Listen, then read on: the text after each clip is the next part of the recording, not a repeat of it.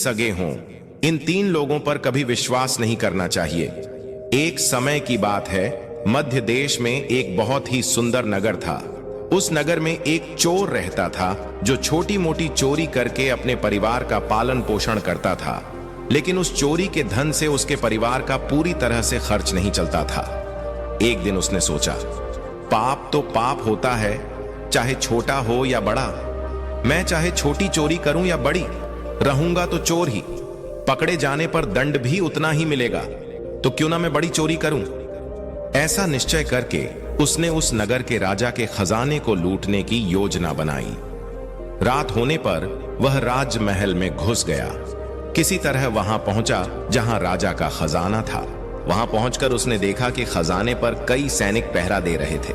सख्त पहरा देखकर चोर को लगा, इनकी आंखों में धूल झोंकना बहुत कठिन काम है। ये तो साक्षात काल पहरा दे रहा है। अगर मैंने चोरी करने की कोशिश की तो शायद जीवित नहीं बचूंगा। यह सोचकर वह उल्टे पांव लौट पड़ा। लौटते समय उसने सोचा, खाली हाथ लौटने से तो अच्छा है कि कुछ ना कुछ तो यहां से ले ही चलूं। मेरा यहां आना व्यर्थ नहीं होना चाहिए। चोर के दिमाग में विचार आया, राजा के शयन कक्ष में जाना चाहिए, जहां राजा सोता है। शायद इस समय राजा अपने कपड़े उतारकर सो गया होगा। मैं राजा के राज वस्त्र चुरा कर ले आऊंगा और उन्हें पहनकर आसानी से धन चुरा कर यहां से निकल जाऊंगा। पहरेदार को लगेगा कि मैं राजा हूं, तो वे मेरे रास्ते में नहीं आएंगे और मेरा काम आसान हो जाएगा। ऐसा निश्चय करके चोर राजा के शयन कक्ष के पास पहुंच गया। उसने धीरे से पर्दा हटाकर अंदर झांका और नजारा देखकर आश्चर्यचकित रह गया। उसने देखा कि राजा गहरी नींद में सो रहे हैं और उनकी रानी अर्धनग्न अवस्था में पलंग पर बैठी हुई है। रानी को जागता देख चोर के हाथ पांव फूल गए। वह एक तरफ दीवार से सटकर खड़ा हो गया और रानी के सो जाने का इंतजार करने लगा। थोड़ी देर बाद फिर उसने पर्दा हटाकर देखा कि रानी सोई हैं या नहीं, क्योंकि रानी सो जाए तो राजा के वस्त्र चुराए जाएं। लेकिन चोर ने देखा कि रानी अभी भी उसी तरह बैठी हुई थी। यह देखकर चोर ने सोचा, यहां तो बहुत मुश्किल है। वह वहां रखी हुई टेबल पर बैठने लगा।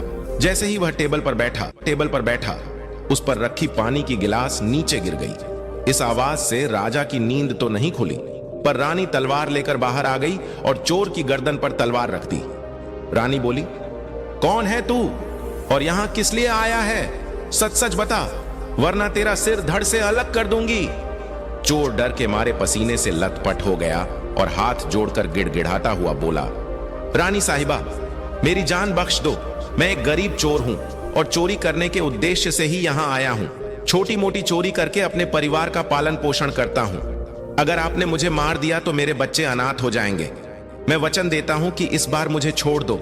मैं कभी दोबारा राजमहल की तरफ मुड़कर भी नहीं देखूंगा। मेरे छोटे छोटे बच्चों पर रहम करो। रानी को उस पर दया आई और उसने कहा, सुनो, मैं तुम्हें एक शर्त पर छोड़ सकती हूं। मैं इस समय काम से पीड़ित हूं। यदि तुम मेरे साथ समागम करोगे तो मैं तुम्हें यहां से जाने दूंगी, वरना एक ही झटके में तुम्हारा सिर काट दूंगी। रानी की यह अनोखी शर्त सुनकर चोर और भी ज्यादा घबरा गया। उसने कहा, रानी साहिबा, यह आप क्या कह रही हो? मैं तो एक साधारण चोर हूं और आप इतने बड़े राज्य की महारानी हैं। मेरी क्या औकात है कि मैं आपके साथ ऐसा करूं? मेरे लिए तो यह सोचना भी बहुत बड़ा पाप है। रानी ने कहा, मैं कुछ नहीं सुनना चाहती। अगर तुम्हें अपनी जान प्यारी है तो जैसा कहती हूं वैसा ही करो, वरना मरने के लिए तैयार हो जाओ। रानी का ऐसा प्रस्ताव सुनकर चोर की जान हलक में अटक गई। वह सोचने लगा, आज मैं बहुत बड़ी मुसीबत में फंस गया हूं। अगर रानी की बात नहीं मानी तो भी मारा जाऊंगा और मान ली तो भी मारा जाऊंगा। चोर बहुत बड़ी दुविधा में पड़ गया कि आखिर क्या करूं। अंत में उसने रानी के साथ समागम करने की बात को स्वीकार कर लिया और बोला, रानी साहिबा, मुझे 5 मिनट का समय दे दो। मुझे बहुत जोर से लघु शंका लगी है। पहले मुझे लघु शंका से निवृत्त होने दो, उसके बाद आप जैसा कहोगी मैं वैसा ही करने के लिए तैयार हूं। रानी ने तुरंत तलवार के इशारे से शौचालय की तरफ इशारा कर दिया और चोर उस दिशा में चल पड़ा। रानी वहीं खड़ी होकर उसके लौटने का इंतजार करने लगी। चोर ने इस बीच रानी की नजर से बचकर वहां से भागने की कोशिश की। भागते भागते जब वह द्वार पर पहुंचा तो द्वार पर तैनात सैनिक ने उसे पकड़ लिया और उससे पूछताछ करने लगा।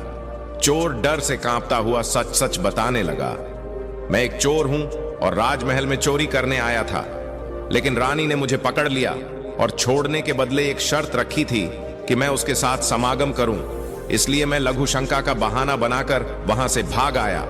सैनिक ने कहा, देख भाई, मैं तुझे एक शर्त पर जाने दूंगा। तुम्हें पुनः रानी के पास लौटकर जाना होगा और कहना होगा कि तुम उसके साथ समागम करने के लिए तैयार हो, लेकिन उससे पहले तुम्हें अपने हाथों से राजा को मारना होगा। सैनिक की यह शर्त सुनकर चोर के पांव तले जमीन खिसक गई। उसने सोचा, अब तो मौत निश्चित है। अगर मैंने रानी से यह बात कही तो रानी मेरा सिर काट देगी। मजबूरी में चोर वापस रानी के पास गया और बोला, रानी साहिबा, मैं आपके साथ संबंध तो बना लूंगा, लेकिन मुझे एक बात का डर है कि अगर उस समय राजा साहब जाग गए तो ना आप बचेंगी और ना मैं। राजा साहब हम दोनों को मार डालेंगे। इसलिए आपको एक काम करना होगा, आप अपने हाथ से राजा का सिर काट दीजिए, फिर हम निडर हो जाएंगे। अगर आप इतना कर सकें तो मुझे आपकी शर्त मंजूर है, वरना मैं आपके हाथों मरना उचित समझूंगा। आप मुझे मार दीजिए। काम के वशीभूत रानी चोर से कहने लगी, ठहरो, यह कौन सी बड़ी बात है, मैं अभी राजा साहब को मौत के घाट उतार देती हूं। इतना कहकर रानी ने दोनों हाथों से तलवार पकड़ी और सोए हुए अपने पति का सिर काट दिया। जब रानी ने राजा का सिर काट दिया तो सारा कमरा खून से लथपथ हो गया और राजा के खून से रानी भी भीग गई। वह भयानक दृश्य देखकर रानी बेहोश होकर गिर पड़ी और उसी समय चोर वहां से फरार हो गया। सुबह राजमहल में शोर मच गया कि कोई राजा साहब को मार गया, मगर राजा को मारने वाले का कोई पता नहीं चल पा रहा था। सब लोग बड़े आश्चर्य में थे कि राजा को सोते हुए किसी ने मार डाला। इधर रानी भी दहाड़ मार मार कर रो रही थी। इस रहस्य को पूरे राजमहल में केवल वही सैनिक जानता था कि रानी और उस चोर में से किसी एक ने ही राजा को मारा है, परंतु उसने इस बात की चर्चा किसी से नहीं की। राजा के अंतिम संस्कार की पूरी तैयारी हो चुकी थी। उधर रानी ने घोषणा की कि वह अपने राजा के साथ सती होना चाहती है। यह जानकर किसी ने रानी पर संदेह नहीं किया, क्योंकि अगर रानी ने राजा को मारा होता तो वह राजा के साथ सती क्यों होती। इधर रानी सारे श्रृंगार करके राजा के साथ चिता पर जाकर बैठ गई। राज्य के सभी लोग एक एक करके चिता पर लकड़ी रख रहे थे और उन्हें नमन करके पीछे लौट रहे थे। इस प्रकार सबसे अंत में वह सैनिक भी राजा की चिता पर लकड़ी रखने गया जो इस रहस्य को जानता था। उसने धीरे से रानी के कान में कहा, महारानी, आप तो सती हो जाएंगी, लेकिन मुझे इतना तो बता दीजिए कि राजा को आपने मारा था या उस चोर ने। यह सुनकर रानी चौंक पड़ी। वह समझ गई कि इसका मतलब इस भेद को यह सैनिक भी जानता है। रानी ने कहा, सुनो, राजा को ना तो मैंने मारा है ना उस चोर ने। अगर तुम्हें यह जानना है कि राजा को किसने मारा है तो तुम नगर से बाहर उत्तर दिशा में जो जंगल है उसमें चले जाओ। वहां एक कुटिया में एक बुढ़िया रहती है, वह तुम्हें इस रहस्य को जरूर बता देगी। सैनिक को यह रहस्य जानना था, इसलिए वह अगले ही दिन रानी के बताए अनुसार जंगल में चला गया। जंगल में पहुंचने पर उसे वह कुटिया दिखाई दी जिसमें वह बुढ़िया रहती थी। सैनिक उस बुढ़िया के पैर पकड़कर बोला, मां जी, मैं एक रहस्य जानने के लिए आपके पास आया हूं। राजा साहब की हत्या किसने की, मुझे बताइए। बुढ़िया मां ने कहा, बेटा, अगर तुझे यह रहस्य जानना है तो तुझे एक काम करना होगा। मेरी कुटिया के बाहर एक बकरा बंधा हुआ है, तू अपनी तलवार से उसका सिर काट दे। सिर कटते ही बकरे की दाढ़ वहीं गिर जाएगी और उसका सिर हवा में उड़ने लगेगा। फिर तुम उस बकरे के सिर के कान पकड़कर लटक जाना। वह बकरे का सिर तुझे जिस जगह पर ले जाएगा वहां पहुंचकर तुझे तेरे सवाल का जवाब मिल जाएगा कि राजा को किसने मारा है। अब सैनिक ने वैसा ही किया। कुटिया के बाहर जो बकरा बंधा हुआ था, सैनिक ने उसका सिर काट दिया। सिर कटते ही वह हवा में उड़ने लगा। उसने झपटकर बकरे के दोनों कान पकड़ लिए। वह सिर उसे उस भयंकर वन के बीचों बीच ले गया। वहां एक गुफा थी और उसके द्वार पर जाकर सिर नीचे उतर गया। सैनिक सोचने लगा, इस जंगल में कोई भी इंसान दिखाई नहीं दे रहा। यहां कौन मुझे राजा की मौत का रहस्य बताएगा। यह गुफा एक राक्षस की थी, जिसमें वह राक्षस और उसकी एक बेटी रहते थे। शाम हो गई थी और राक्षस अपने भोजन के लिए बाहर गया हुआ था। गुफा के अंदर उसकी बेटी मौजूद थी। जैसे ही राक्षस कन्या को किसी मनुष्य की गंध का एहसास हुआ, वह द्वार पर निकली। उसने देखा कि एक हट्टा कटा नौजवान गुफा के बाहर खड़ा है। राक्षस कन्या ने सोचा, अगर इसे खा लिया तो भूख मिट जाएगी और जिंदा रखा तो कई काम आएगा। राक्षस कन्या ने तुरंत एक सुंदर लड़की का रूप बनाया और उसके सामने आ खड़ी हुई। इतनी सुंदर स्त्री उसने पहले कभी नहीं देखी थी। सैनिक उसे देखते ही उस पर मोहित हो गया। लड़की ने उसे अपनी गुफा में बुला लिया और उसके साथ समय बिताया। जब राक्षस के लौटने का समय हुआ तो लड़की ने उसे मक्खी बनाकर दीवार पर चिपका दिया। राक्षस आया और बेटी से पूछा, बेटी, मुझे मनुष्य की गंध आ रही है। कोई इंसान हमारी गुफा में घुस आया है क्या? बेटी ने बहाना बनाते हुए कहा, पिताजी, कैसी बातें कर रहे हैं? हमारे होते हुए कौन यहां आने की हिम्मत करेगा? मैं तो उसे कच्चा चबा जाऊंगी। इस तरह उसने राक्षस को गुमराह कर दिया।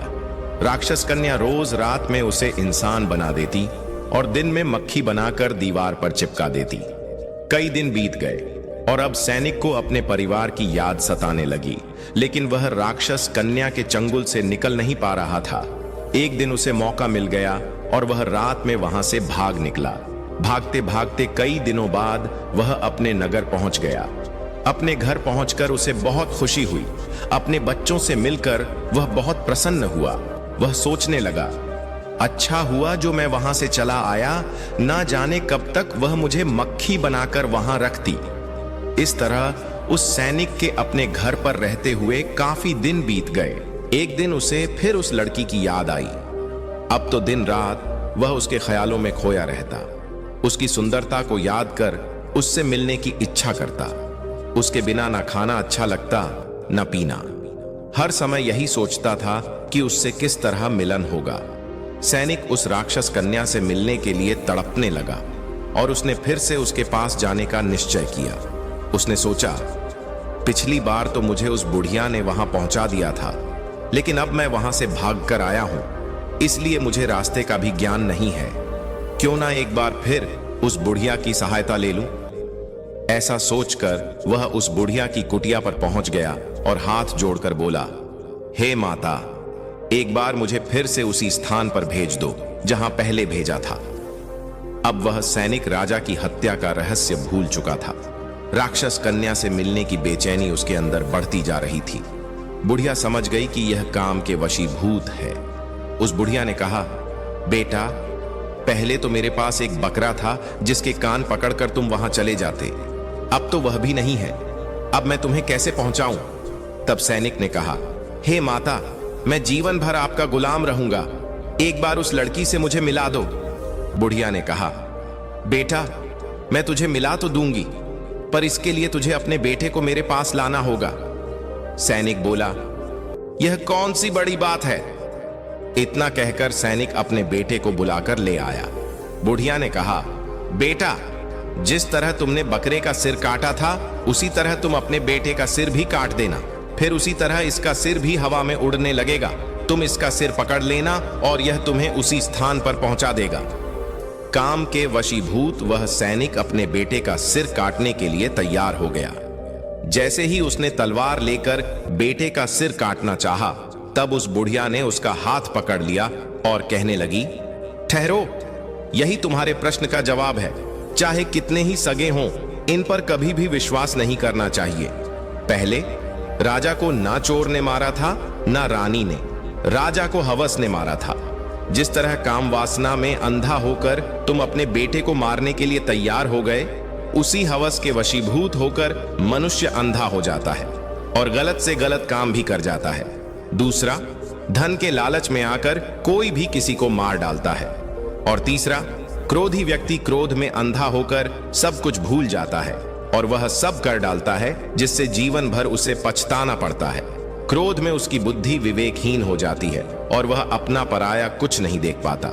इन तीनों से हमेशा बचकर रहना चाहिए, अन्यथा जीवन भर पछताना पड़ता है। मित्रों, आशा करते हैं कि आपको हमारी यह सुनाई गई कथा अच्छी लगी होगी। अगर आपको यह कथा अच्छी लगी तो प्लीज वीडियो को लाइक करें और चैनल को भी सब्सक्राइब करें और लास्ट तक कथा सुनने के लिए आपका धन्यवाद।